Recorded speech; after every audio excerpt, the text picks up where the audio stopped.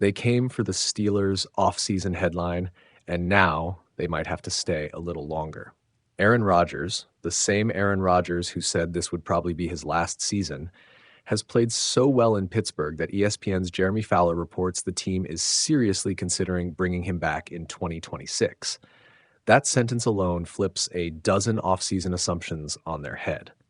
Rodgers arrived on a one-year deal, a clean contract, and a simple premise: give the franchise a high-level quarterback for a single run. Instead, through 6 games, he's completed 118 passes for 1,270 yards, thrown 14 touchdowns against 5 interceptions, and posted a sparkling 100.0 passer rating. Those aren't garden party numbers. They're blueprint for contending numbers, especially for a 41-year-old who arrived into a new system, new teammates, and new expectations. Here's why Pittsburgh's flinch toward "let's run it back" makes actual football sense. Rodgers gives the Steelers immediate elite-level processing in the pocket. He's surgical on timing routes, he throws the kind of corner-to-corner dimes that flip coverage, and he makes pre-snap adjustments that shorten reads for his receivers. In a league where half the field is decided by 3 decision plays, having a quarterback who reduces mistakes is a massive edge. That helps explain why the Steelers went all in on surrounding him with weapons. They didn't sign Rodgers to experiment. They retooled to win now. Now imagine all that existing for another season. The argument for bringing Rodgers back isn't sentimental, it's pragmatic. A year of continuity between Rodgers and a revamped offense could buy the front office time to properly identify a successor instead of forcing a rushed pick next spring. It also gives the Steelers 2 different paths: chase a long-term franchise QB in the draft, or free agency, or lean on a veteran to keep the window open while the rest of the roster matures. And after what we've seen so far, keeping Rodgers would hardly be an irrational stopgap. It could be the clearest path to sustained competitiveness. But don't let the highlight reels fool you into thinking the decision is easy. First, Rodgers has repeatedly said 2025 was probably his last season. Athletes say a lot of things in the moment. Some change their minds, some don't. The more important practical question is whether both sides want the same thing. Does Rodgers want to sign up for another year where the sprint to playoffs expectation is immediate? Does Pittsburgh want to mortgage the future around a one-year veteran if they can pick a younger, longer-term answer at reasonable cost? Those conversations are much messier in private than they are on Twitter. Second, championships don't arrive on the shoulders of a single player, even a transcendent one. The Steelers must prove they can protect Rodgers, keep him healthy, and build a defense and depth chart that survive an 18-week trench fight. The Rodgers window shortens the margin for error. If a key piece gets hurt, there's less runway to recover. The club's front office needs to balance immediate upside with structural roster health, and that's the hard calculus behind every run-it-back whisper. Third, the optics of a one-year reunion create long-term roster and draft impacts. If the Steelers return Rodgers and wait to draft a QB, that's essentially a multi-year delay on grooming a successor. Draft capital and timing matter. A team that delays a foundational QB decision risks scrambling when the veteran inevitably retires. Conversely, if the team drafts a quarterback while Rodgers plays, they get both mentorship and an audition platform for a rookie in low-pressure moments. It's a fine line between smart planning and kicking a problem down the road. Let's talk immediate football consequences. Rodgers' clean pocket presence and elite decision-making have already changed the Steelers' identity.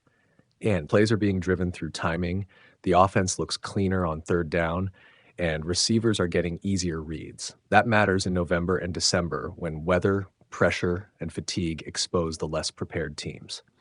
If the Steelers are honest about contending, giving Rodgers the chance to stitch the offense together for another full year is a straightforward argument. There's also a narrative angle that matters to fans. Rodgers' presence is a media magnet. Big games, national TV, and a veteran voice in the locker room. That sort of cultural gravity can move free agent magnets and accelerate young players' development. Fans value continuity, so does winning. If Rodgers wants to stay and the locker room answers positively, the intangible benefits are real. But let's be clear, the counter-arguments are also real. Rodgers' age is a fact. His body history and the cap decisions teams make to optimize a one-year rental create complications. There's also value in drafting a quarterback of the future, a player you can build around long-term. The optimal path for many franchises is to evolve, not to cling. That's the choice Pittsburgh faces, short-term gain versus long-term architecture. Here's how this likely plays out in the coming weeks. The Steelers will keep scouting the 2026 draft for quarterback talent. That's already happening. They'll weigh the financial mechanics of keeping Rodgers, is another one-year deal possible, against the cost of drafting and sitting a rookie. And they'll talk to Rodgers' camp honestly and directly about his willingness to play beyond this year. None of it is sudden. It's the slow-motion chess you see whenever an aging elite player performs beyond expectations. If you're making a call right now, Rodgers returning is plausible, not inevitable. The numbers and film make the case persuasive. But the decision hinges on variables outside pure performance: contract structure, Rodgers' own plans, and the Steelers' appetite to prioritize immediate competitiveness over a potential long-term franchise QB. Final note: whatever the franchise decides, this is a rare moment where two stories collide: a Hall of Fame legacy approaching its final chapter, and a franchise trying to decide if it wants to sprint now or build patiently.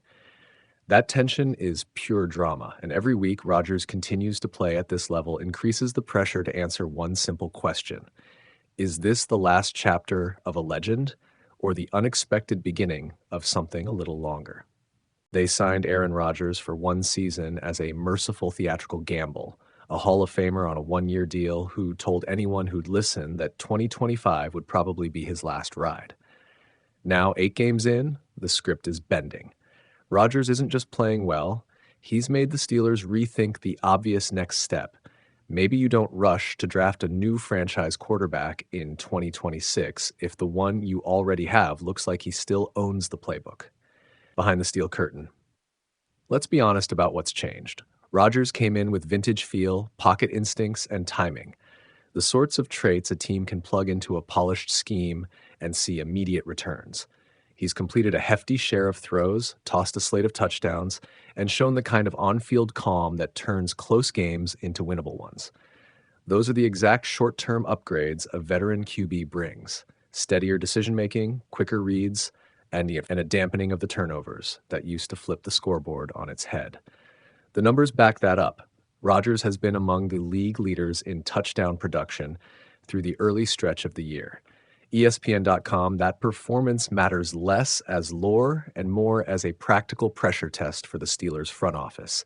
The club could chase a rookie QB in the 2026 draft with an eye toward a long-term solution. And they almost certainly will explore top prospects. But Fowler's reporting makes the new reality clear.